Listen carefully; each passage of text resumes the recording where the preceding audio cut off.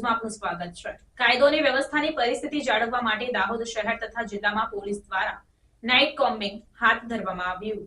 દાહોદ શહેર તથા જિલ્લામાં કાયદો અને વ્યવસ્થાની પરિસ્થિતિ જાળવવા માટે પોલીસની વિવિધ ટીમો દ્વારા વિવિધ વિસ્તારોમાં નાઇટ કોમ્બિંગ હાથ ધરવામાં આવ્યું। દાહોદ શહેર તથા જિલ્લામાં કાયદો અને વ્યવસ્થાની પરિસ્થિતિ જાળવવા માટે પોલીસ વિભાગ દ્વારા નાઇટ કોમ્બિંગની કામગીરી કરવામાં આવી। ગુનેગારોમાં ખૌફનો માહોલ ઊભો કરવા દાહોદ પોલીસ દ્વારા વાહન ચેકિંગ અને પ્રોહિબિશનને લઈને કામગીરી કરવામાં આવી હતી।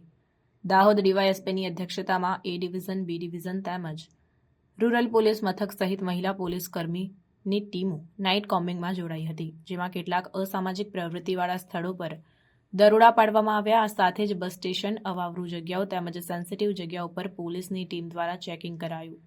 અત્રે ઉલ્લેખનીય છે કે દાહોદ પોલીસ દ્વારા નાઇટ કોમ્બિંગ હાથ ધરવામાં આવતા ગુનેગાર તત્વોમાં ફફડાટ ફેલાયો હતો।